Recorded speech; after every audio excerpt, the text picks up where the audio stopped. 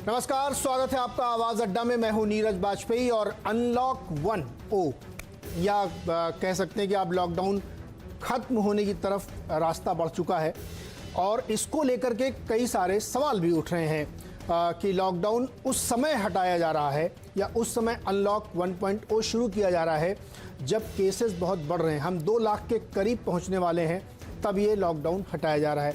इसको लेकर के तरह तरह के अपने अपने आरोप हैं और कई बार ये भी कहा जा रहा है कि जिस तरीके की सिचुएशन में हम अभी हैं तो क्या ये फैसला सही है, या फिर ये कहें कि ख़त्म भी हो रहा है, नहीं भी ख़त्म हो रहा है। दिल्ली अपने बॉर्डर सील कर रहा है, फिर कह रहा लॉकडाउन हम ख़त्म करेंगे। इससे पहले केजरीवाल जी ने कहा था कि हम एसिम्प्टोमेटिक के टेस्ट नहीं करेंगे। डॉक्टरों का एक संगठन कहता है कि 45 दिन के अंदर उनका टेस्ट करना बहुत ज़रूरी है। इस बीच डॉक्टरों के 3 संगठनों ने एक चिट्ठी भी लिख डाली प्रधानमंत्री जी को और उस चिट्ठी में कई सारे सवाल खड़े किए हैं कि लॉकडाउन गलत समय पे लगाया गया था। अगर उस समय लेबर्स को पहले अपने अपने घर पहुंचा दिया जाता तो ज़्यादा बेहतर होता। एक ही संस्थान की बजाय बहुत सारे लोगों से सलाह ली जाती तो बहुत अच्छा होता। और जो अप्रोच है वो जो है प्रैक्टिकल नहीं है। तो ऐसे बहुत सारे कन्फ्यूज़न की स्थिति में देश को खड़ा कर दिया है।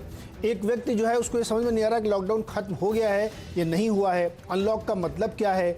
आप जाते हैं तो कहीं दुकान खुली है, कहीं नहीं खुली है। तो इस भयानक कन्फ्यूज़न के बीच में चर्चा का विषय आज यही है कि क्या ये अनलॉक उस समय ख़त्म किया जा रहा है जब केसेस बढ़ रहे हैं, पीक अभी नहीं हुआ है। ऐसा WHO के डॉक्टर अरोड़ा जी हमसे कह चुके हैं कि अभी पीक हुआ नहीं हिंदुस्तान में, और दुनिया के दूसरे देशों में अनलॉक तब किया गया है जब वहाँ पे पीक हो चुका है। चलिए इसी पे आज चर्चा करेंगे।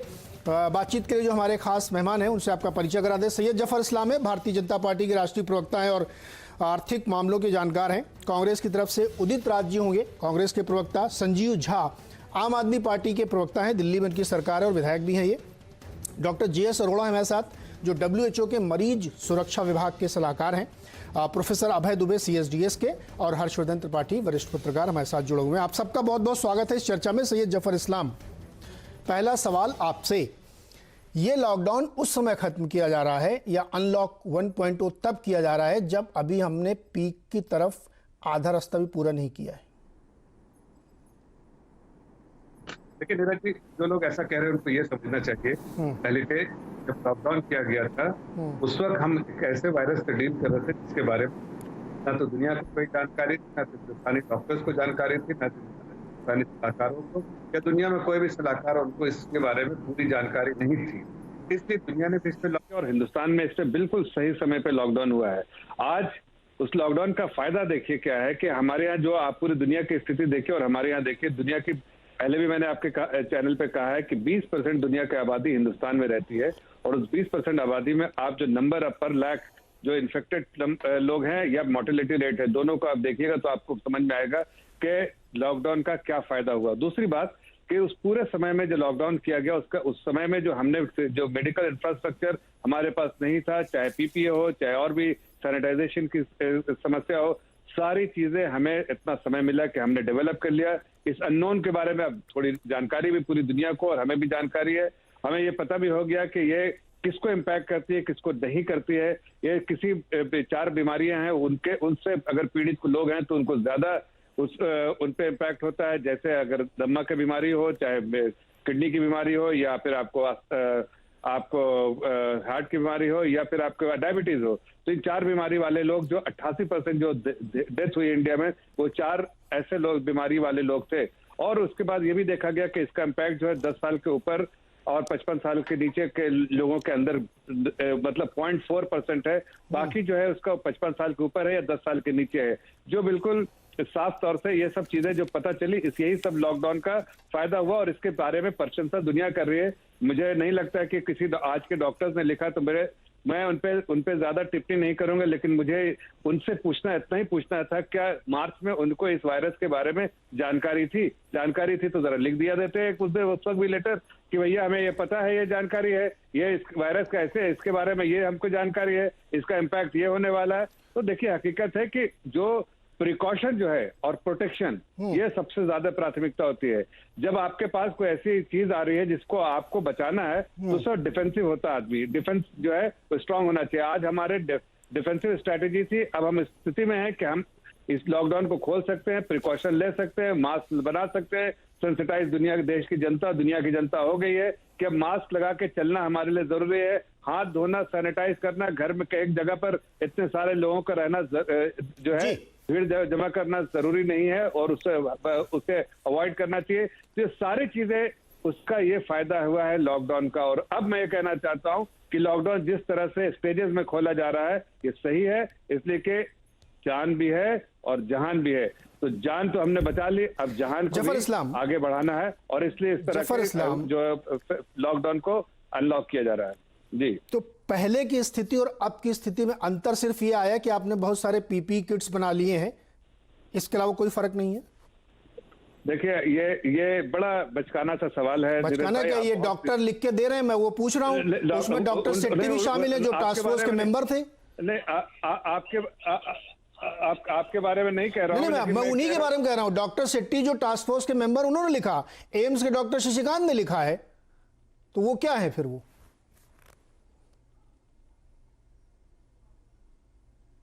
बना लिया इतने दिनों में। अब ये कहिए कि अपने आप को रिलायंट बना लिया इस वायरस से लड़ने की कैपेसिटी, कैपेबिलिटी और प्रोटेक्शन जो होना चाहिए वो हमने डेवलप कर लिया है। और आज हम इस स्थिति में है कि हमने अपने लोगों की जिंदगी बचाई है। और अब ऐसा तो नहीं कि ये पैंडेमिक है सिर्फ हमारे देश में है, ये पैंडेमिक तो जाहिर है पूरी दुनिया में है, हर बॉर्डर को क्रॉस करके है। तो ये दुनिया के हर जगह के आप तस्वीर देखिएगा तो आपको समझ में आएगा कि हिंदुस्तान 20% जो दुनिया की आबादी है उसमें सबसे कम इम्पैक्ट करके गया है। और ये आपको बता देता हूं, जो डॉक्टर्स ये कह रहे हैं कि ये पीक कर रहा है, अगर ये पीक भी कर रहा है तो अगर 8,000 लोग अगर इन्फेक्ट हो रहे हैं पीक होने पे, जिसमें रिकवरी रेट 48% है, तो समझ में आता है कि हमने सही काम किया है। जहां पर डेथ मोर्टेलिटी रेट आप जाके दुनिया के और कोने में देखिए, उसके बाद आपको समझ में आएगा कि हिंदुस्तान के जो इनिशिएटिव है वो सही समय पे किया और वो जो कर्व ऐसे जा रहा था उसके सही जगह पे सरकार ने ऐसा फैसला लिया और उसका फायदा आज हम खोल रहे। तो आज आपको पता तो है कि मुझे नाक पे पट्टी बांध के जाना है और हाथ को धोना है, या आपको किस तरह से लोगों को मिलना है। जफर भाई, ये काम तो हम मार्च में भी कर सकते थे ना, हाथ धोते और पट्टी लगाते और ये सब वो सब करते। एक बात कह रहे हैं कि आप बहुत सारी चीजें, मैं वही कह रहा हूं ना। देखिए सर, आप समझने की कोशिश करिए। आज आपने मतलब है कि डॉक्टर्स ने भी और तमाम लोगों ने इतना कंफ्यूजन क्रिएट कर दिया है कि समझ में नहीं आ रहा है कि हम कहाँ खड़े हैं, लॉकडाउन में खड़े हैं कि ओपन में खड़े हैं कि रेड जोन में खड़े हैं। आप मुंबई में आप रहते हैं, आपको मुझसे ज़्यादा पता होगा कि रेड जोन के इलाके में पता ही नहीं चलता ये रेड जोन वाला है। सब जिंदगी ऐसे ही चल रही, सब घूम फिर रहे हैं मजे में, कोई फर्क नहीं उसका लॉकडाउन का। डॉक्टर उदित राज, सर आता हूँ दोबारा आपके पास। डॉक्टर उदित राज, आप लोग भी, राहुल गांधी जी ये कहते हैं कि लॉकडाउन फेल हो गया है। क्यों फेल हो गया लॉकडाउन? अभी जफर जी समझा रहे थे कि लॉकडाउन बहुत सक्सेसफुल रहा है। देखिए, ऐसा है कि शर्म नहीं आती इन लोगों को कि पहले हम पीपी किट नहीं बनाते थे, वेंटिलेटर नहीं बनाते थे, तो मेक इन इंडिया क्या था, स्टार्टअप इंडिया क्या था, तो अपने निकम्मेपन को ये साबित कर रहे हैं। दूसरी, नेशनल टास्क फोर्स जो इन्हीं के द्वारा बनाया है, उन्होंने भी कहा था एक क्रूर तरीका है, बहुत ही क्रूर डॉक्टर उदित राज जी इन्होंने अपनाया। डॉक्टर साहब, अरे उदित राज जी, और एक बात आप इनको अगर आपको बुलवाना हो तो अरे सुनिए तो सर, आप तो बोलने दीजिए, बीच में सुनने से पहले काट देते हैं। पहले बात तो सुन ली, मैं क्या कहने जा रहा हूं। आपके घर में जो आपके ड्राइंग रूम के आसपास कुत्ता है उसको थोड़ा दूर भेजिए, उसकी वजह से आपकी आवाज नहीं आ रही, मैं ये कह रहा हूं। रोक नहीं रहा हूं आपको, अब बोलिए आप। हाँ, तो नेशनल टास्क फोर्स जो इन्हीं का बनाया हुआ है, उन्होंने कहा कि क्रूर तरीके से हैंडल किया। मोदी जी 23 तारीख की रात को लाकबंदी, जैसे बादशाह कोई हो देश का और उसकी जो इच्छा हो वो कर दे, किसी मुख्यमंत्री से नहीं पूछा, औरों से नहीं पूछा। अरे भाई, लॉकडाउन तो ताइवान में पहले हो गया और देशों में। और एक घटिया उदाहरण देते हैं कि देखो हमारे देश में कम लोग मरे। अरे किस देश में लाखों करोड़ों मजदूर दर दर ठोकर खाए या सड़कों पे रहे, ट्रेन में कटे, ये क्यों नहीं कहते? क्या है किसी देश में?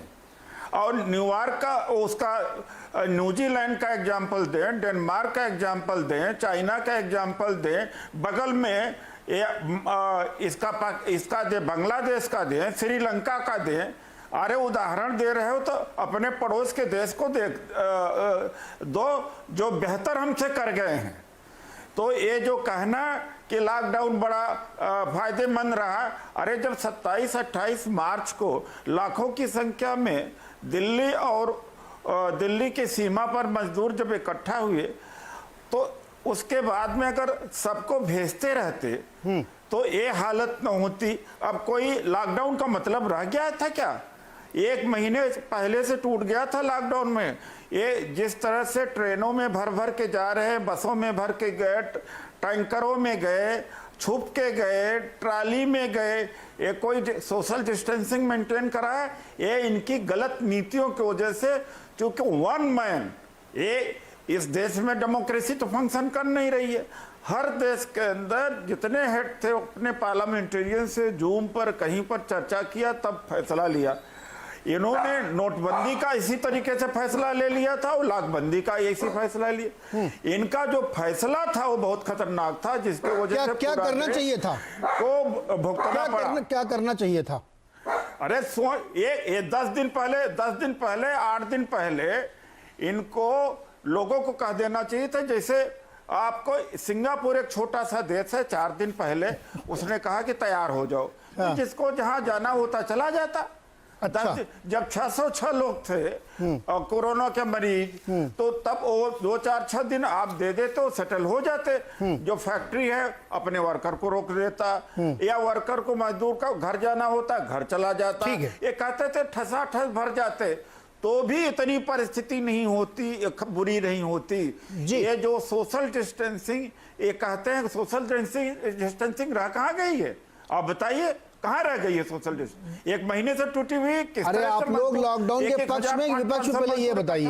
सूरत में पक्ष में विपक्ष में आप लॉकडाउन? सूरत में और ठीक है, वो समझ गया मैं। सूरत में लॉकडाउन पक्ष में कि विपक्ष में?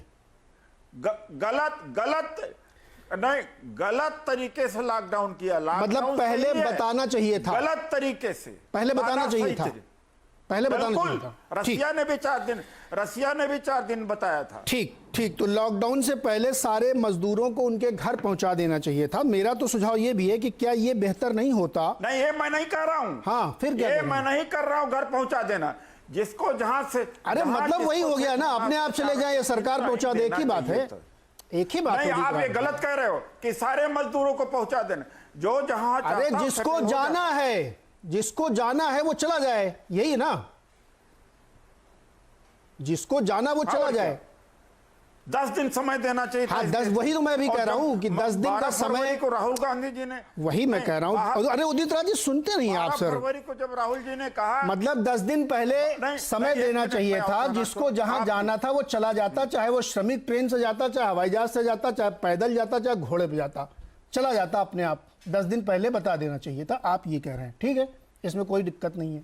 मेरा इसमें सुझाव एक और है कि ये भी बेहतर होता कि सरकार पहले कम से कम 10-15 लाख वेंटिलेटर, 1-2 करोड़ मास्क और पीपीई किट बना लेती, उसके बाद लॉकडाउन का अनाउंसमेंट करती ना, तो फिर पूरी तैयारी के साथ अनाउंसमेंट होता। आधी अधूरी क्यों कि मजदूरों को हटा दिया, आप लॉकडाउन इन्होंने एक्सपोर्ट किया वेंटिलेटर। वही तो मैं भी कह रहा हूं ना कि बनाना चाहिए तो उसके बाद करना चाहिए। डॉक्टर अरोड़ा, फरवरी से, ठीक है सर, आपका हो गया। डॉक्टर अरोड़ा के पास चलते हैं। डॉक्टर अरोड़ा, आज की स्थिति में जहां पे हम अभी पीक की तरफ पहुंचे नहीं, आप ही कहते हैं कि अभी पीक हुआ ही नहीं है, अभी तो होना है जून जुलाई में। केस पता नहीं कहां तक पहुंचेगा, अभी आप बताइएगा। इस बीच डॉक्टरों का एक संगठन, एक नहीं 3 संगठन एक चिट्ठी लिखते हैं और उसमें अचानक से उनको ज्ञान प्राप्त होता है कि अव्यवहारिक फैसला लिया गया था। क्या है ये? जी, ऐसा मैं एक बात थोड़ा सा वो जो लॉकडाउन होने की बात, समय की बात करूंगा। मैं भी ये कहना चाहूंगा कि जो लॉकडाउन है वो अगर मार्च में प्लानिंग किया होता, मतलब कम से कम 3 हफ्ते पहले प्लान करना चाहिए था। और 1 हफ्ता देना चाहिए था। जो भी जिसको जहां जाना है वो जा सकता है। वही बात है, जैसे आपने बोली, ट्रेन से जाए, प्लेन से जाए या बस से जाए, जैसे भी जाए, जो जाना चाहता है जाए, जो रुकना चाहता है रुकाए। ये जो काम है 1 मार्च तक होना चाहिए था। फरवरी के अंदर जो है वो पीपी किट है, वेंटिलेटर है, क्वारंटाइन सेंटर है। ये जो आपने देखा होगा केरला ने बहुत जल्दी स्टेप लिया, और यहाँ तक कि साउथ कोरिया ने 20 फरवरी को पहला केस आया, 20 दिन के अंदर उन्होंने पूरे स्टेप ले लिया और अपना कंट्रोल कर लिया। तो हमारे यहाँ ये स्टेप बहुत लेट लिए गए, इसका हमें नुकसान हुआ है। लेकिन अगर हम आज की स्थिति की बात करें, जो हो चुका है उसको अब चेंज नहीं कर सकते, क्योंकि और ये भी है कि हम अनलिमिटेड तक लॉकडाउन नहीं रख सकते, क्योंकि पब्लिक को उसमें, सरकार को भी पैसा चाहिए और पब्लिक को भी काम चाहिए। पब्लिक का भी पैसा खत्म हो चुका है, वो कब तक मजदूरों को बैठे बैठे पैसे देंगे या मजदूरों को खिलाएंगे? उनका अपना बिजनेस डाउन हो रहा है, तो आपको खोलना तो पड़ेगा ही। और ये भी सही बात है कि जो सब देशों के अंदर जब लॉकडाउन खुला तो उस समय केस कम हो रहे थे, वो 20-25 हज़ार से डाउन होके 1000, 11, 1200 तक पहुंच गए थे। और हमारे यहाँ उल्टा हुआ है, जो 2-4 हज़ार, 5 हज़ार थे वो बढ़ के जब 8 हज़ार, 9 हज़ार हो रहे हैं। और आप देखना ये इस मंथ के एंड तक जो है करीब 15 हज़ार पर डे का हो जाएगा। और आपके अगले महीने के अगर आप देखोगे पहली फर्स्ट वीक में हम 5 लाख क्रॉस कर जाएंगे। और मई के अंदर ही हमने करीब 1.5 लाख से ज़्यादा लोग ऐड किए हैं। 30 मई को पहली डॉक्टर अरोड़ा, फिर लॉकडाउन खत्म करने और 30 अप्रैल को बात क्यों कह रहे हैं आप? लॉकडाउन का तो मकसद यही था कि कंट्रोल रखा जाए। लेकिन बिल्कुल ठीक बोला आपने, खत्म नहीं करना चाहिए था। लेकिन समस्या ये है कि आप अनलिमिटेड नहीं अब कर सकते, ये तो मजबूरी हो गई। जैसे आप ना तो इधर के देखिए, ना फिर उधर के, या तो पहले ही नहीं करते हम, लॉकडाउन कंटिन्यू करते हैं। अब पहले करना चाहिए था, जल्दी करना चाहिए था। जल्दी मतलब करना कब? चाहिए था, लेकिन 3-4 हफ्ते पहले करते। 1 मार्च को पूरी प्लानिंग हो जानी चाहिए थी। नहीं, तो 1 फरवरी को क्यों नहीं होना चाहिए था? 1 फरवरी को क्यों नहीं होना चाहिए था? अक्टूबर नवंबर में चीन में केस आने शुरू हुए, तो 1 फरवरी 1 जनवरी क्यों नहीं होना चाहिए था? नहीं, शायद 1 फरवरी तक हम लॉजिक शायद नहीं मान पाएंगे, क्योंकि भारत में जो है 31 जनवरी तक 3 केस थे। तो हमारे हिसाब से वो उस हिसाब से अगर हम करें तो वो तब हम तैयारी शुरू कर देते और फरवरी के एंड में कर देते। जैसे हमारे पास 31 जनवरी को 3 केस हुए थे, हमें उसमें तैयारी स्टार्ट कर देनी चाहिए थी और 1 मार्च तक हमें पूरी तैयारी होती। अगर हमें 1 मार्च तक लॉकडाउन कर देते तो देखिए मैं आपसे एक सर कहना चाहूंगा। हाँ जी डॉक्टर साहब, पिछले 65 दिनों से जो चल रहा है, इसमें कम से कम छुट्टियां हटा दी। मैंने 40 शो किए रोज इसी बात पे, और उसमें डॉक्टर्स भी आए, एक्सपर्ट्स भी आए, बड़े बड़े संस्थानों के लोग भी आए, पत्रकार भी आए, नेता भी आए हैं। तब एक सुर में सबको ये लॉजिकल लग रहा था। अब अचानक से इलॉजिकल लग रहा है और उसकी डेट पे डिस्कशन हो रहा है। मैं कह रहा हूं 1 मार्च क्यों, 1 फरवरी को क्यों नहीं, 1 जनवरी को क्यों नहीं? अगर रोकना था तो एकदम जब जैसे ही चाइना में पहला केस आया था तुरंत यहां लॉकडाउन हो जाना चाहिए था। Why not? नहीं नीरज जी, वो तो शायद व्यवहारिक नहीं लगता। फरवरी में अगर एक्शन ले लेते, क्या ये व्यवहारिक लगता है लेते तो कि जब हमारी अभी हम पीक भी नहीं कर पाए, आप ही कह रहे हो कि केसेस अभी देखिए बहुत ज्यादा बढ़ेंगे, उस समय हम ओपन कर रहे हैं और उस ओपनिंग में भी लोगों को पता नहीं है कि एक्चुअल में ओपन है कि बंद है। संजीव झा के पास चलते हैं। संजीव झा जी, आप दिल्ली सरकार में भागीदार हैं, विधायक हैं वहां के। एक तरफ ओपन हो रहा है, दूसरी तरफ दिल्ली सरकार बॉर्डर सील कर रही है, ये क्या है? बॉर्डर सील करने से क्या होगा? देखिए, अनलॉक होने के बाद अभी जो हमने तैयारी की दिल्ली के कोविड पेशेंट को देखते हुए, लगभग अभी हमारे पास 10,000 बेड तैयार होने जा रहा है, लगभग 300 हमारे वेंटिलेटर्स हैं। तो हमने जो दिल्ली के पेशेंट्स के हिसाब से अपने आप को तैयार किया है। अब एक चुनौती हमारे पास ये है कि अगर मान लीजिए ये अनलॉक होने के बाद अचानक कहीं पेशेंट का फोर्स दिल्ली ना बढ़ जाए, ये 10,000 बेड कहीं 2 दिन में खत्म ना हो जाए, तो सरकार होने के नाते हमारी एक चिंता, और इसी चिंता को देखते हुए हमने लोगों से पूछा कि आखिर फिर क्या किया जाए। मुझे लगता है कि ना केवल दिल्ली के लोगों की परेशानी होगी, क्योंकि बाहर से भी मान लीजिए कोई कोविड पेशेंट दिल्ली आता है, उनको बेड नहीं मिलता, तो उनको और परेशानी होगी। तो सवाल है कि इस परेशानी को कैसे कम किया जाए। तो इन बातों को लेकर हमने 6-7 दिन का टाइम मांगा, लोगों से भी राय ले रहे हैं कि लोग, क्योंकि जब हमने लोगों से राय लिया, लोगों का राय अच्छे राय आए हैं, उसके बिहार पे हमने कुछ योजनाएं बनाई है जो सक्सेस योजनाएं रही है। पिछली बार लॉकडाउन 2 में हमने लोगों से राय लिए थे, उस राय को लेकर हमने प्राइम मिनिस्टर साहब को लिखा था, उन्होंने उस पर भी कुछ निर्णय दिया था उन्होंने, जो काफी सकारात्मक रहा। आपने कांग्रेस और बीजेपी से राय ली है क्या? हम सबसे ले रहे हैं। देखिए, जब दिल्ली की कांग्रेस बात से कर ले रहे रहे हैं, हैं, अभी दिल्ली में पूछूंगा मैं उदित राज दिल्ली में जी से। कांग्रेस के लोग भी हैं, दिल्ली में बीजेपी के भी लोग हैं, जो भी कंस्ट्रक्टिव राय देना चाहते हैं पार्टी से इतर होकर दिल्ली की बेहतरी नहीं के लिए, चाहते नहीं, ले रहे हैं कि नहीं, चाहते रहते नहीं, व्यक्ति हर एक ले रहे हैं व्यक्ति कि नहीं? अपना राय दे, सांसद अपने राय दे, जो विधायक राय दे, जो पार्टी के लोग हैं वो अपना राय दें। हम सबका राय ले रहे हैं, राय लेकर के फिर हम तय करने की कोशिश कर रहे हैं कि किस तरह से इस पूरे हेल्थ सिस्टम को जो हमने इजाद किया है, तैयार किया है, उससे जनता को, दिल्ली की जनता को फायदा हो, लोगों को ज्यादा से ज्यादा फायदा हो, और ये जो कोविड की महामारी है उससे हम सब लोग जूझ पाए और उसका समाधान संजीव झा पहुंच जी, पाए। आप कह रहे हैं कि 9,500-10 हजार जो बेड आपने तैयार किए हैं वो 2 दिन में कहीं खत्म ना हो जाए, इसलिए आप बॉर्डर को रोकना चाहते हैं, सील करना चाहते हैं। ट्रेनें चल रही हैं, हवाई जहाज चल रहे हैं, प्राइवेट कारों से लोग आ रहे हैं, ये क्या है, कैसे रोकेंगे आप? नहीं, मैं तभी कह रहा हूं, तो मैं भी तो वही कह रहा हूं सर, इलॉजिकल डिसीजन है ना ये। और इस परिस्थिति, और दिल्ली सबका है, दिल्ली राजधानी है, सभी राज्यों के लोग आ सकते हैं, सभी राज्यों के लोगों का यहाँ पर व्यवस्था होनी चाहिए। बॉर्डर रोकने से क्या हल होगा सर? अजीबोगरीब परिस्थिति है, इसीलिए हम जनता से राय ले हैं, जो भी कंस्ट्रक्टिव राय आएगा उसके बिहार पे हम निर्णय लेकर के कुछ सकारात्मक हल निकालने की कोशिश कर रहे हैं। वही मैं भी कह रहा हूं सर कि आप लोग कर रहे हैं, लेकिन ये कंफ्यूजन बढ़ा रहे हैं। अब मैं अपने पत्रकार दोस्तों के पास चलता हूं। दुबे जी, इस विषम परिस्थिति में जो अभी चर्चा आप सुन रहे थे लोगों की, पिछले 3 महीने में बहुत तरीके से देखिए विचार बदलते हुए आपके सामने दिख रहे हैं। बॉर्डर सील भी करेंगे, खोलेंगे भी, ट्रेन आती रहेगी, कोई दिक्कत नहीं, लेकिन हरियाणा से कोई आदमी नहीं आना चाहिए, गाजियाबाद से नहीं आना चाहिए। इसी तरीके से बहुत सा जगहों पे एनोमलीज हैं जिनकी वजह से ये समझ में नहीं आ रहा है कि हम लॉकडाउन में या अनलॉक 1 में है। मुझे तो उसमें साफ तौर पर दिखता है कि जिस प्रतिबद्धता के साथ, स्पष्टता के साथ और कड़ाई के साथ लॉकडाउन किया गया था, अनलॉक नहीं किया जा रहा है। उस लिहाज से अनलॉक के अंदर ना प्रतिबद्धता है, ना कड़ाई है, ना सफाई है।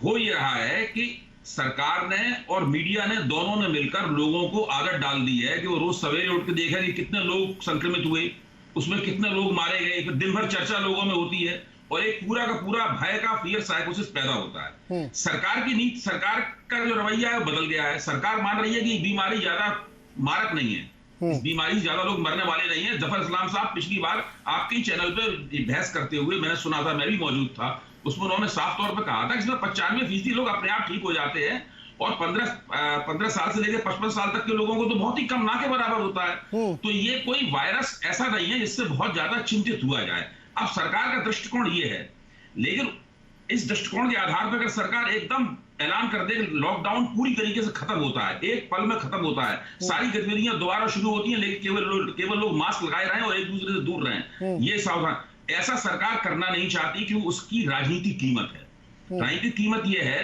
कि लोगों के दिमाग में बड़े पैमाने पर पिछले 2-2.5 महीने की घटनाक्रम के कारण एक भय का माहौल है इस बीमारी के प्रति।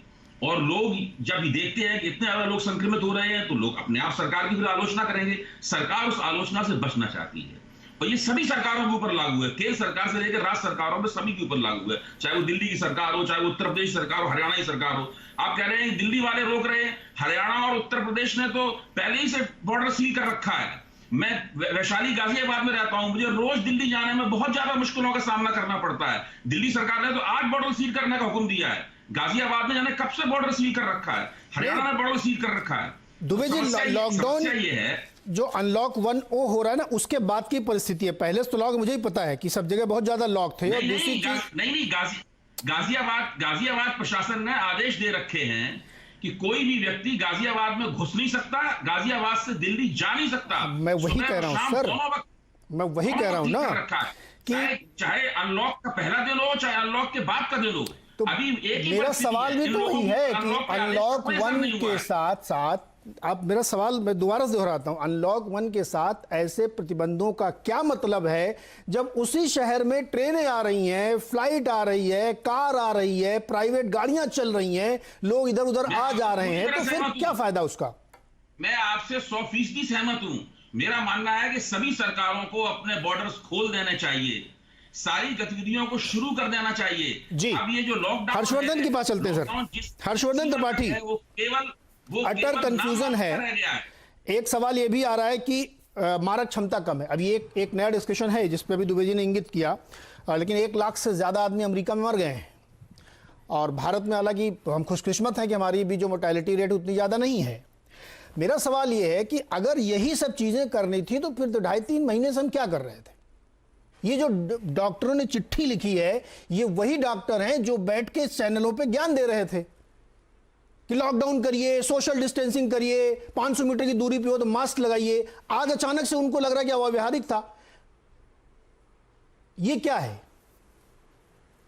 देखिए नीरज जी, मुझे लगता है कि अगर नेताजी लोग ये कर रहे हैं, उदित राज कांग्रेस के प्रवक्ता हैं, कुछ भी बोले जा रहे हैं कि होना चाहिए कि नहीं होना चाहिए, आपने कह दिया कि अच्छा छोड़ देते, कहेंगे नहीं मैं ये भी नहीं कर रहा हूं, मैं ये भी नहीं कर रहा हूं, तो ये बड़ी विषम परिस्थिति थी, एक्स्ट्रा ऑर्डिनरी सिचुएशन थी और दुनिया में किसी को नहीं समझ में आया। उस वक्त जो भारत की सरकार को समझ में आया और बड़ी अच्छी बात थी, मतलब मैं कहूंगा कि अद्भुत देखने को मिला था कि एक क्रॉस द पार्टी लाइन सबने प्रधानमंत्री नरेंद्र मोदी के फैसले का स्वागत किया था और सबने कहा था कि नहीं हमको इस लड़ाई को लड़ना है और हम इसको जीत लेंगे। पहले जो 21 दिन थे उसी में राजनीतिक पार्टियों को राजनीति सूझने लगी और मुझे मतलब एक तरह से कहें तो ये शर्मनाक है जो अभी संजीव झा अपनी पार्टी के उस फैसले का बचाव कर रहे हैं। मैं लगातार ये कह रहा हूं, जब लॉकडाउन 4 भी हुआ था तो भी हम लोग बहस में थे और आप ही के साथ बहस में थे, तब भी मैंने कहा था कि जब आपने एक बार कुछ खोल दिया तो आप ये नहीं हो सकता कि मेरी क्षमता है, मेरा जुगाड़ है, मैं पास बनवा सकता हूं, मैं कुछ कर सकता हूं तो मैं तो चला जाऊं, और आपके पास क्षमता नहीं तो आप नहीं जा पाएंगे। या किसी को श्रमिक ट्रेन में टिकट मिल गया, वो घर पहुंच गया और उसने सरकार को भगवान बना दिया, वाह वाह हो गया, और जिसको टिकट नहीं मिला, घर से वो बस नहीं पाया, बस से स्टेशन नहीं पहुंचा, स्टेशन के बाद उसको रोक दिया गया। ये शर्मनाक है और मुझे लगता है कि अब जो आज अरविंद केजरीवाल ने ये बेहद शर्मनाक हरकत की है, और सोचिए कि वो राष्ट्रीय चैनल पे संजीव झा आम आदमी के पार्टी के प्रवक्ता हैं, कम से कम इसका बचाव करने का तो कोई और रास्ता खोजते। हमने देखा था कि Arvind Kejriwal daily press conference में वो बताते थे कि हमने कितने कितने बेड आगे तक की व्यवस्था कर ली है। और दिल्ली संजीव झा जी कहां से आए हैं, अरविंद केजरीवाल कहां से आए, हरियाणा से, संजीव झा बिहार से आए होंगे, संजय सिंह जिन्होंने कहा कि अरे टीवी चैनल पर बहस चल रही है, अरे भाई आप कहां से आए हैं, सुल्तानपुर से, उत्तर प्रदेश से। ये शर्मनाक है, देश के संघीय ढांचे का मजाक बनाया जा रहा है। और मैं एक बात बहुत स्पष्ट कर दूं कि देखिए नेताओं को तो ये राजनीति करने दीजिए, लेकिन डॉक्टर साहब लोग तो थोड़ा सा इस तरफ मत जाएं। बड़ा हमने उनका सम्मान किया और हम सब ये मानते हैं, जब हम उनको कोरोना वॉरियर्स कहते हैं, फ्रंट लाइन वर्कर कहते हैं, अगर वो ये कह रहे हैं कि तब क्यों नहीं किया, अब क्यों नहीं किया, मुझे याद है इसी चैनल की बहस में ज्यादातर डॉक्टर ये कहते थे कि हमें लॉकडाउन रखिए, हमें पीपीई किट दे दीजिए, उसके बाद कुछ मत कीजिए, सब खोल दीजिए। मैंने इसी चैनल पर बहस में सुना और लगातार मैं अलग अलग राज्यों के जब उदाहरण देख रहा हूं, राज्यों की स्थिति खराब हो गई। आप जो लोग हैं उनको बचाने की कोशिश करेंगे, उनके लिए राशन पानी का इंतजाम, उनकी आर्थिक गतिविधि का इंतजाम। अब जैसे आज ही जो कैबिनेट ने फैसला लिया है कि 14 खरीफ फसलों की एमएसपी बढ़ा दी, और पहली बार हो रहा है, हम गांवों में घर में बात कर रहे हैं तो पहली बार हो रहा है कि एमएसपी के आसपास की मार्केट बाजार मिल रही है। तो आपको इस वक्त खोल कर देना, और मैं ये इससे उत्तर प्रदेश रोके, हरियाणा रोके दिल्ली से जाने वालों को, या दिल्ली रोके उत्तर प्रदेश, हरियाणा, राजस्थान, मध्य प्रदेश या किसी तरफ से जाने वालों को, तो ये शर्मनाक है, ये संघीय ढांचे का उदित राज जी 2 सवाल से छोटे छोटे जवाब दीजिएगा, बहुत लंबे लंबे। अरे जब सवाल तो सुन लीजिए सर, सवाल तो सुन लीजिए आप पहले। मेरा एक सवाल ये है कि लॉकडाउन के आप पक्ष में कि नहीं, ये दुविधा खत्म कीजिए, और दूसरा जो आप कह रहे थे कि सलाह नहीं ली गई, एक तरफा फैसला किया गया दिल्ली में, आपसे अभी संजीव झा ने कहा मैं तो सलाह लेता हूं, आपसे सलाह ली गई मतलब कांग्रेस से? क्योंकि बीजेपी वाले तो लेंगे नहीं, देखिए यूपी गवर्नमेंट तो लेगी नहीं आपसे, हो सकता है आम आदमी पार्टी ले रही हो सलाह। देखिए आपने 2 सवाल पूछा, उसका जवाब मैं दे रहा हूं जी, जल्दी से सर। ये इनकी आदत है कि तथ्य को मरोड़ करके, हमने कहा कि लॉकडाउन के पक्ष में पार्टी हमारी थी, लेकिन शुरू से ही पार्टी कहना शुरू कर दी थी, संकट के टाइम में आलोचना करने का टाइम नहीं था, सबने मिलकर के मोदी जी का साथ दिया। लेकिन जब थाली ताली बजवाने लगे तब तो हैरान हो गया पूरा देश कि ये थाली और ताली ये दिया जला रहे हैं, ये मौका है। तो उसमें क्या दिक्कत थी? लॉकडाउन बिना तैयारी के किया गया। जब बिना, सुन तो लीजिए, बिना तैयारी 12 फरवरी को जब राहुल जी ने कहा कि सुनामी आने वाली है तो नमस्ते ट्रम्प कर रहे थे और मध्य प्रदेश में सरकार बना रहे थे और 4 घंटे के अंतराल में इन्होंने लॉकडाउन कर दिया, जो बहुत ही क्रूर फैसला है। दुनिया में इतना क्रूर फैसला डेमोक्रेसी में नहीं हो सकता। पंजाब ने भी किया है सर, महाराष्ट्र ने भी किया है वो क्रूर फैसला केंद्र से पहले। नहीं नहीं, देखिए ऐसा है, देखिए ऐसा, इनके पास हवाई जहाज, इनके पास ट्रेन, इनके पास सारा सिस्टम, इनके पास जाम हुआ है, इनके कहने से जाम हुआ है। अच्छा, महीने कर रहे हैं आप, उनके लॉकडाउन से पहले महाराष्ट्र में लोकल ट्रेन बंद कर दी गई थी। अरे आप तो पंजाब में रोक दिया गया था, तो वो भी तो क्रूर फैसला था। तो लीजिए भाई, अरे आप तो सुन तो लीजिए। अरे भैया, आप एंकर हैं कि भाजपा के का वो हैं? मैं सच बोल रहा हूँ, आपको पक्षपात लग रहा तो मैं क्या करूं? मैं तो सच बोलता हूँ। क्या सच बोल रहे हैं? क्या सच बोल? पंजाब में नहीं लगाया था पहले, मोदी जी, महाराष्ट्र में नहीं लगाया था पहले, दिखाई नहीं पड़ा। अरे सुन तो लीजिए, अरे सुन तो लीजिए, पंजाब केरला में लगाया तैयारी से। केरला दुनिया का उदाहरण है, तो उसका उदाहरण क्यों नहीं लेते? अच्छा उदाहरण क्यों नहीं लेते? कहते हैं हमारे यहाँ कम मरे हैं, ये बात है। और 1-1.5 महीने तक किसी राज्य को पावर नहीं था, किसी को कोई पावर नहीं था, केवल सारा पावर सेंट्रल गवर्नमेंट को था। जब स्थिति बिगड़ने लगी तब इन्होंने कह दिया राज्य अपना देखें, तो ये कोई बात नहीं है। तो ये नमस्ते ट्रम्प करें और मध्य प्रदेश में सरकार बनाए और लॉकडाउन की पीरियड में ये कहें कि मोदी जी की पॉपुलैरिटी बढ़ रही है। अरे संकट के समय में राजनीति ये करते हैं कि विपक्ष करता है? और उसके बाद में दूसरा जो आपका सवाल आकर के कहते हैं कि जो आर्थिक पैकेज है दुनिया में, पैकेज नहीं सर, आप भूल गए हैं। दूसरा सवाल यह था कि दिल्ली सरकार आपसे सलाह ले रही कि नहीं ले रही? संजीव झा कंस्ट्रक्टिव सुझाव मांगते हैं, आप लोगों ने कुछ दिया क्या? केंद्र पे आपका आरोप है कि वो लोग एक तरफा फैसला लेते हैं। इसमें मैं दिल्ली सरकार का कोई नुमाइंदा नहीं हूं। नुमाइंदा नहीं, पार्टी। अरे लीजिए, गजब कर रहे हैं आप। बॉर्डर, आप दिल्ली में एक प्रमुख पार्टी हैं, तो आप सुझाव दे रहे हैं नहीं दे रहे हैं उनको? अरे आप सुनिए तो। नहीं, जब बीजेपी की सरकार यहाँ हरियाणा में बॉर्डर सील कर देती है, हाँ, तो उनके ऊपर डिबेट नहीं होता है। अरे भाई, वो तो आप ही लोग कह रहे हैं ना कि वो तो किसी की सुनते नहीं है। अभी पूछना चाहिए था। एक तरफा फैसला लेते हैं। इस मैंने तो मान लिया कि बीजेपी एक तरफा फैसला लेती है, किसी की सुनती नहीं है। तो मैं जानकारी चाह रहा हूँ कि दिल्ली सरकार, महाराष्ट्र सरकार, पंजाब सरकार, राजस्थान सरकार किस किस से सलाह लेके काम कर रही है? इनकी भी बात, आप जहां विपक्ष की सरकार है वहां हम वो विषय बना देंगे।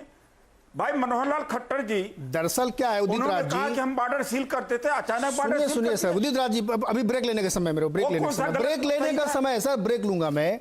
समस्या ये है कि एक ईमानदार स्वीकारोक्ति सभी लोग, चाहे वो राजनीतिक दल हो, डॉक्टर्स हो या सामाजिक लोग हो, पत्रकार हो, ये नहीं मान रहे हैं कि एक ऐसा अभूतपूर्व संकट था जिसकी किसी के पास हल नहीं था।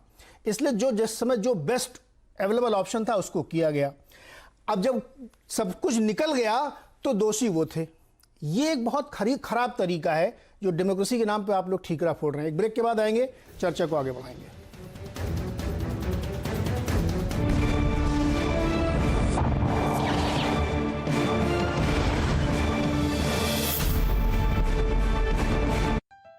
नहीं है, क्योंकि तरह तरह की आलोचनाएं इससे पहले के फैसलों को की जा रही हैं। सभी पैनलिस्ट से मेरी एक रिक्वेस्ट है कि अब थोड़ा इस सेगमेंट में समय कम होता है, तो छोटे छोटे जवाब देंगे पॉइंटेड, तो ज़्यादा बात हो पाएगी, सबसे बेहतर रहेगी। सैयद जफर इस्लाम, जो पूरी परिस्थिति इस समय बनी, आप लोग अब इस स्थिति में आ गए कि सब कुछ खोलें, लेकिन जो बात डॉक्टर अरोड़ा कह रहे थे, मैं उसी बात पर फिर से आपसे जवाब चाहता हूँ कि डॉक्टर्स लोग भी अब कह रहे हैं कि अभी भी पीक नहीं है। सर देखिए, स्थिति एक समय ऐसी बनेगी कि आपको शायद फिर से लगे कि यह तो बहुत ज़्यादा हो रहा है। नहीं, देखिए नीरज जी, मैं फिर से दोहरा रहा हूँ उस बात को। डॉक्टर्स के आपने खुद अपने प्रोग्राम में भी कहा थोड़ी देर पहले कि डॉक्टर्स के ओपिनियन जो है वेरी करते हैं। उनका जो ओपिनियन है वो आज के हालात पे को देखते हुए उनका ओपिनियन आता है या स्टेटमेंट आता है। वो जो आगे की सोच जो होती है उनकी नहीं है, या उस वक्त की सोच उनकी नहीं होती है, इसलिए उनके बेसिस पे आप चले वो सही नहीं है। जो एक्सपर्ट्स का सोचना था और जो सही फैसला था वो लिया गया सरकार द्वारा, इसलिए कि उस वक्त लॉकडाउन करना जरूरी था। इसलिए लॉकडाउन करने से कई जो चीजें जो है आपकी प्रिपेयर्डनेस जो नहीं थी वो आज प्रिपेयर्डनेस है और वो प्रिपेयर्डनेस आपके सामने दिख भी रही है। पहले अगर नहीं करते और आज अगर करते तो शायद ये प्रिपेयर्डनेस उस वक्त नहीं हुई है। आज उस तरह से जिस तरह से हमारे पास जो कंट्रोल हम कर पाए नहीं कर पाते, और आपके पास कोई जो मेडिकल इंफ्रास्ट्रक्चर नहीं होता। आप समझिए कि अगर मान लिए आप लॉकडाउन नहीं करते और आपको मार्च के अप्रैल के फर्स्ट वीक में आपके पास 2 लाख अगर ये 1 लाख जैसे अभी 1,75,000 है तो 1,75,000 जो बीमार पड़ जाते हैं। जी ठीक है, टेस्टिंग फैसिलिटी है। एक मिनट सुन लीजिए पहली बात, बहुत देर से मैं सुन रहा हूँ लोगों को। टेस्टिंग फैसिलिटीज है, ना आपके पास पीपीए है, ना आपके पास मेडिकल इंफ्रास्ट्रक्चर है, ना बेड। आप देखिए दिल्ली सरकार की बात में कल तक कह रहे थे कि मेरे पास 12,000 बेड है, मेरे 18,000 बेड है, मैंने ये कर लिया, मैंने वो कर लिया। एड में तो बहुत पैसा खर्चा किया सरकार, जो सेंट्रल गवर्नमेंट से राशन आया उसके बांट के खुद की वाहवाही ले ली, लेकिन बेड जो है वो 3185 बेड है उनके पास। ये झूठ कह रहे थे। आज जब इनके झूठ जो है एक्सपोज हो गई तो ये अपने आप को बचाने की कोशिश कर रहे हैं और इस तरह के लोगों को सील करने, बॉर्डर सील करने के लिए काम कर रहे हैं। दूसरी बात मैं कहना चाहता हूं कि कांग्रेस के प्रवक्ता को, डॉक्टर उदित राज जी को, कि ये उनके राहुल गांधी जी अगर इतना ही था तो आप भाई उनके अपने ननियाल पे भी जरा देते इस तरह के। अरे ये गलत तर्क है, ये गलत तर्क है जफर भाई। नहीं, इटली से क्या लेना देना, ये उससे उनका क्या लेना देना। आप दूसरे दुनिया को, आप बांग्लादेश को ये कह रहे हैं, आप दूसरे ये देखिए, ये मतलब मजाक में अलग बात है, ये सीरियस तर्क नहीं है, इसका कोई मतलब नहीं, ये कोई सीरियस तर्क नहीं है। मैं देखिए डिबेट दूसरे रास्ते पे चले जाएगी। जो उदाहरण दे रहे थे ना उदित राज जी, जो उदाहरण दे, अरे उदित राज जी शांत हो जाइए। बांग्लादेश, ताइवान, श्रीलंका, ये जो उदाहरण जो दे रहे थे उदित राज जी, ये भी उतने हास्यास्पद हैं जितना आप अभी इटली की बात करते, क्योंकि एप्पल टू एप्पल कंपैरिजन होता है, एप्पल टू ऑरेंज कंपैरिजन नहीं होता। उदित राज जी पढ़े लिखे आदमी समझते हैं। लेकिन संजीव झा जी, आपके ऊपर भी जो जफर भाई ने कहा है वो एक सीरियस चार्ज है, उस पर जवाब देंगे आप? हम नहीं बिल्कुल। देखिए, जो जफर इस्लाम कह रहे हैं, एक चीज बता दीजिए, हमने पहले ही कहा था कि हमारे जितने भी दिल्ली में कितने पेशेंट्स के लिए हमने क्या व्यवस्था की है और किस किस स्टेज में हमने किस तरह से व्यवस्था की है। आज हमारे पास 10,000 लगभग बेड की व्यवस्था हमारे पास है। देखिए, मैं ये मानता हूं कि जफर इस्लाम जी को इसी तरह से जहां जहां इनकी सरकार है, वो सरकार भी इतनी ईमानदारी से डेटा दे देती किस हॉस्पिटल में कितनी व्यवस्था है, तो शायद वहां की जनता को भरोसा होता। और हमें भी लगता है कि सभी सरकार उसी तरह से तैयारी कर रही है, लेकिन अपनी तैयारी तो करेंगे नहीं, दोषारोपण दूसरे पे करेंगे। दूसरी बात, अभी कोई पत्रकार जो निष्पक्ष होते हैं उन्होंने कहा कि अरविंद केजरीवाल का यह फैसला शर्मनाक है, तो साथ में यह भी कहते जब नोएडा बॉर्डर सील किया है तब कह देते थे कि योगी का फैसला भी शर्मनाक है, तो उनकी निष्पक्षता जग जाहिर हो जाती। मुझे ये लगता है कि हम लोग गलत डायरेक्शन में डिबेट कर रहे हैं जब हम ये कह रहे हैं कि हमारी दिल्ली की सरकार होने के नाते हमारी बस चिंता केवल इतनी है कि आज हमने दिल्ली के लोगों को, कोविड पेशेंट्स को देखते हुए अपनी तैयारी की है। हमारी एक चिंता है कि लोग बाहर से आ जाएंगे। आपने बिल्कुल ठीक कहा कि मैं भी बिहार से आया हूं, इसी तरह से दिल्ली में अलग अलग राज्यों से लोग आए हैं। हम उन्हीं से राय ले रहे हैं कि वास्तव में हमें किस तरह से इसको योजना की तरफ आगे बढ़ना चाहिए। तो एक चीज जान लीजिए, हमारे पास जो भी सुविधाएं हैं हम रोज उसको आप पब्लिक प्लेटफॉर्म पर रखते हैं कि कितने पेशेंट्स हमारे पास हैं, किस हॉस्पिटल में कितने संजीव जी कितने वेंटिलेटर संजीव जी कितने टेस्ट कर रही है दिल्ली सरकार रोज कितने टेस्ट कर रही है? लगभग आंकड़े आपके सामने, रोज 10 से 12,000 के टेस्ट हम लगभग रोज कर रहे हैं। पूरे देश में सबसे ज्यादा टेस्ट दिल्ली में हो रहा है, लगभग 11,000 का एवरेज है हमारा। सबसे ज्यादा महाराष्ट्र में हो रहा है। सर आप भी काम, मतलब आंकड़े तो सही से दीजिए। महाराष्ट्र में सबसे ज्यादा टेस्ट हो रहे हैं, बड़ा राज्य इसलिए, और दिक्कत यहाँ पे। दूसरा ये बताइए, सुनिए सर, आप मेरी बात इतनी गंभीरता से समझिए। मैं गंभीरता से बोल रहा हूँ ना, आपकी पॉपुलेशन और मुंबई पॉपुलेशन बहुत फर्क नहीं है, लेकिन आपको इतने टेस्ट नहीं हो रहे क्योंकि आप एसिम्प्टोमेटिक के टेस्ट नहीं कर रहे हैं। आप एसिम्प्टोमेटिक के टेस्ट कर रहे हैं क्या? आप मेरी बात को ठीक से सुने नहीं। हमने कहा कि 11,000 पर मिलियन। जब मैं पर मिलियन की बात कर रहा हूं तो वो दिल्ली का भी उतना ही है, और बॉम्बे का भी, गुजरात का भी उतना ही है, उत्तर प्रदेश का भी उतना ही है। मैं ये कह रहा हूं कि एवरेज आपका पूरे देश का संजीव जी सुनिए ना, अरे पॉइंट की बात सुनिए, काम की बात सुनिए। आप कंस्ट्रक्टिव सुझाव ले रहे हैं ना, अरे कंस्ट्रक्टिव सुझाव ले रहे हैं जो आप, तो उसमें एक सुझाव, ये जो 3 संगठनों ने चिट्ठी लिखी है उसमें एक सुझाव ये भी है कि लॉकडाउन अनलॉक 1 होने के बाद या लॉकडाउन खुलने के बाद विद इन 45 डेज एसिम्प्टोमेटिक लोगों के भी टेस्ट होने चाहिए। आप लोग अनलॉक 1 कर रहे हैं, तैयारी है आपकी? नहीं, बिल्कुल बिल्कुल होनी चाहिए। ये होनी चाहिए नहीं, तैयारी है कि नहीं है?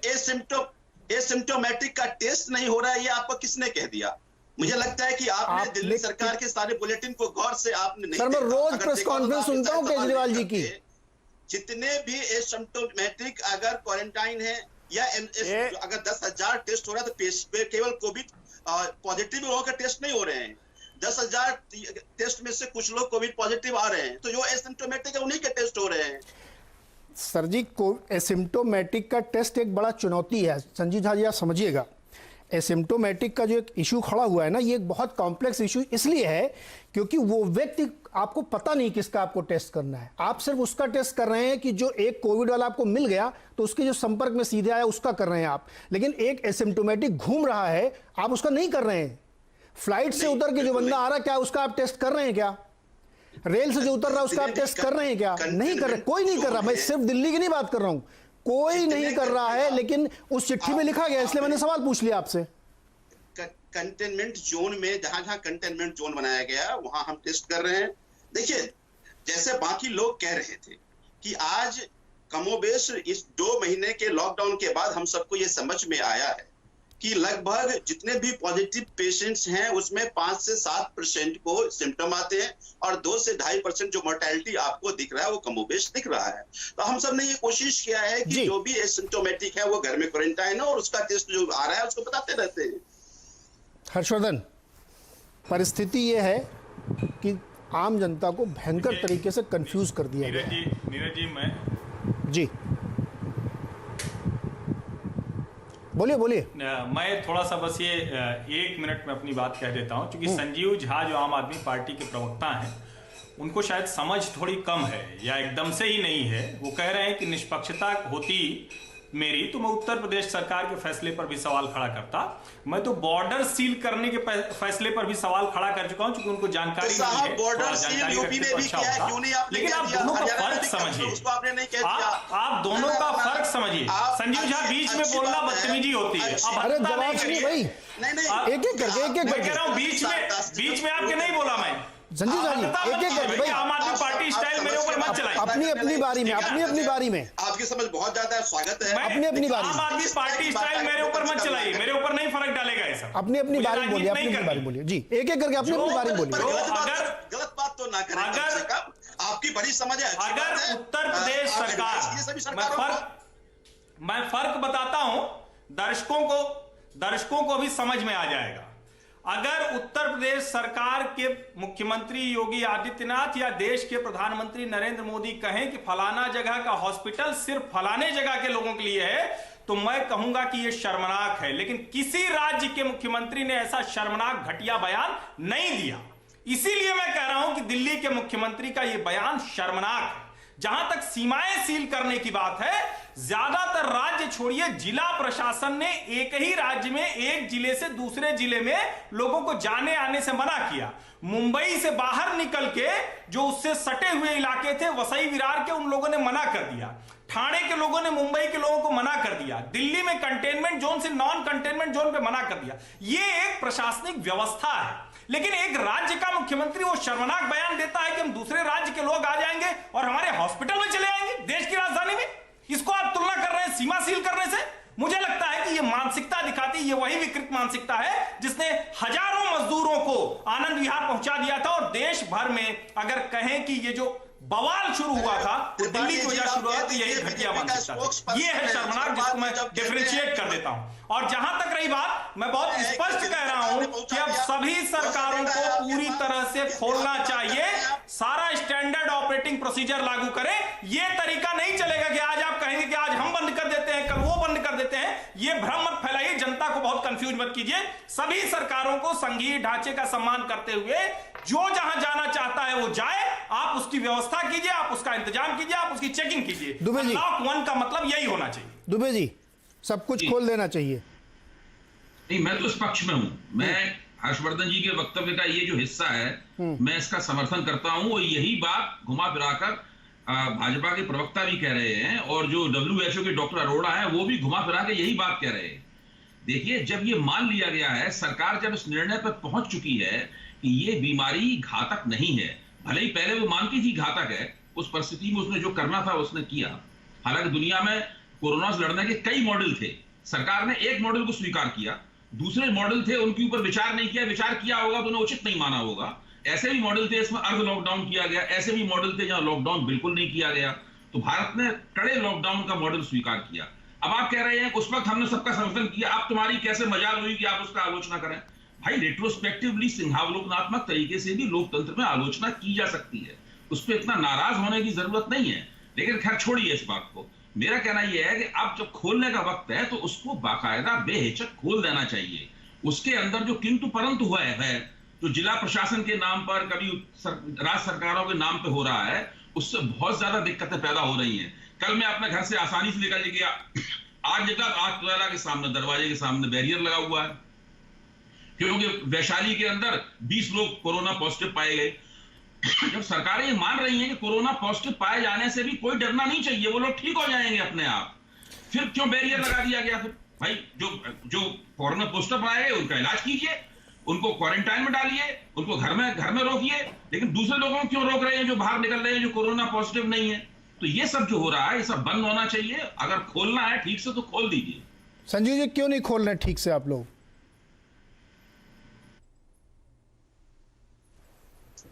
भाई, कांग्रेस के प्रवक्ता को फिर क्यों बुलाते हैं अगर मौका? अरे उदित राज जी 2-3 बार आपसे बात कर चुके, इतनी लंबी लंबी बात कर चुके हैं आपसे, क्या बात कर रहे हैं आप? क्या हर बार आपकी यही शिकायत रहती है? केवल एक बार बात हुई है। जी संजीव जी, एक मिनट नहीं, आता हूँ एक आपके बार पास बात भी। हुई है। संजीव जी, आप लोग क्यों नहीं खोल रहे हैं पूरा, किंतु परंतु क्यों लगा रहे हैं? नहीं, देखिए, हमने ये बिल्कुल नहीं कहा कि ये बॉर्डर बिल्कुल नहीं खुलेगा। जो हमारी, देखिए, बीइंग, बार बार एक ही बात कर रहा हूँ कि बीइंग सरकार हमारी एक चिंता थी, और इस चिंता को लेकर हमने 6 दिन का टाइम लेकर लोगों से सलाह कर रहे हैं। सलाह मशवरा करने के बाद बिल्कुल अगर लोगों की राय रहेगी खोल देना चाहिए, और हमारी तैयारी 13 रहेगी, बिल्कुल इसको खोल दिया जाएगा।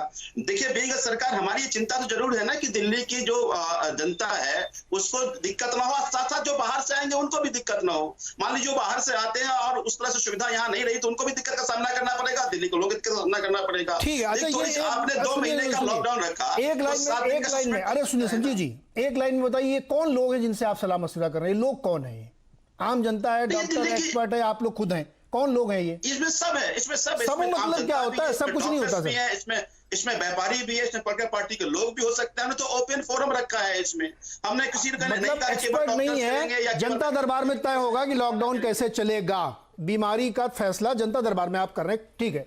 उदित राज जी बोलिए।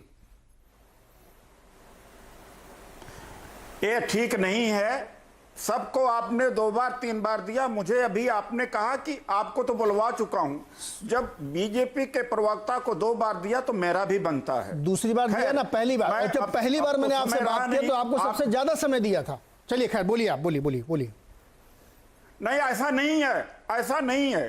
देखिए, ऐसा है कि जो डॉक्टरों ने कहा है कि एक क्रूर तरीका था, गलत फैसला था, और उसको डॉक्टरों के बारे में लोग कह रहे हैं कि यही लोग बैठ कर के उस समय सहमति दे रहे थे।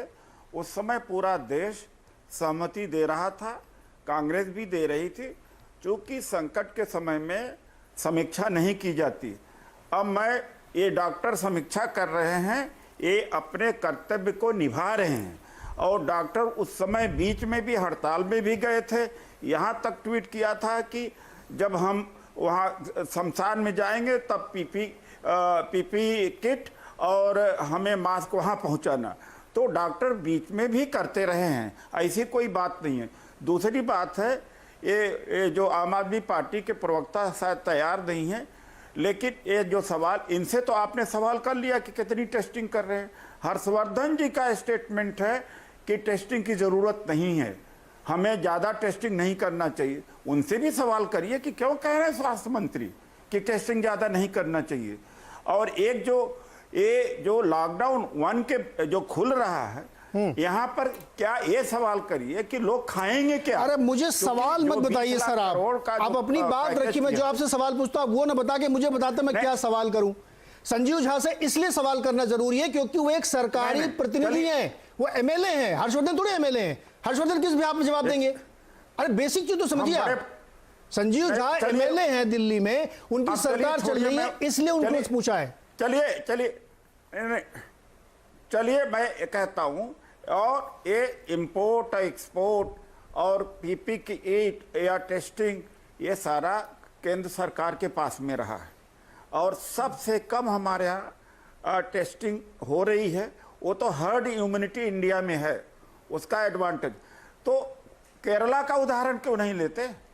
केरला ने बेस्ट मैनेज्ड स्टेट है। अगर केरला जैसे चीफ मिनिस्टर ने प्रिसाइड किया होता पूरे सिस्टम, उदित राज जी प्लीज, अब मेरा समय खत्म हो रहा है, मेरा समय खत्म हो रहा है। सर देखिए, हर चीज का तुलनात्मक अध्ययन किया जा रहा है। That was the leadership. हाँ, तुलनात्मक अध्ययन किया जाता है हर चीज का। समय खत्म हो रहा है, इसलिए चीजों को परिप्रेक्ष्य में रखा जाता है। आप महाराष्ट्र का उदाहरण दे दीजिए, यहाँ सबसे ज्यादा क्यों है? क्योंकि यहाँ की डेंसिटी ज्यादा है, यहाँ सोशल डिस्टेंसिंग पॉसिबल नहीं है, यहाँ दिक्कतें ज्यादा है। क्यों नहीं जाएंगे आप? केरल का बात 25 बार नाम ले रहे हैं, महाराष्ट्र में क्यों नहीं जाएंगे आप? आपकी सरकार, इसलिए आप महाराष्ट्र में नहीं जाएंगे, ये क्या मतलब है? आप दुनिया को ज्ञान बांट रहे हैं कि निष्पक्ष बनिए, तो आप भी तो निष्पक्ष बनिए। महाराष्ट्र में ज्यादा क्यों हो रहे हैं? हमें बेस्ट एग्जाम्पल लेना है। हाँ, तो वर्ष भी दे दीजिए ना। चलिए, समय खत्म हो गया है, समय खत्म हो गया है। शो मुझे वाइंड अप करना है उदित राज जी। हम लोग अभी ने 40 शो बताया, अभी हम और 10-20 करेंगे। अभी ये खत्म नहीं हो रहा लॉकडाउन, ऐसी चर्चाएं बहुत बार होंगी, और हम उसमें ये एसेस करने की कोशिश करेंगे कि किस तरीके से हम कंफ्यूज हो जाते हैं। मेरा सिर्फ इतना कहना है कि हमें एक कंस्ट्रक्टिव व्यू रखना चाहिए, चाहे आप विपक्ष में हो, चाहे पक्ष में हो, आप चाहे जहां पे काम कर रहे हो, ना कि कंफ्यूजन क्रिएट करके आलोचना पे उतर आना। आलोचना से कुछ नहीं होने वाला है। संजीव झा जी जो प्रयास कर रहे हैं, या दिल्ली सरकार जो प्रयास कर रही है, या महाराष्ट्र सरकार जो प्रयास कर रही है, वो सब प्रयास ठीक हैं, लेकिन प्लीज कंफ्यूज मत करिए। जो काम करिए ठीक से करिए, जैसे दुबे जी कह रहे हैं, खोलना है तो खोलिए, बंद करना तो बंद करिए। ये किंतु परंतु इफ बट मत लगाइए। बहुत बहुत शुक्रिया सबका यहाँ चर्चा में शामिल होने के लिए। ब्रेक के बाद देखते रहिए सी न्यूज़ से आवाज़।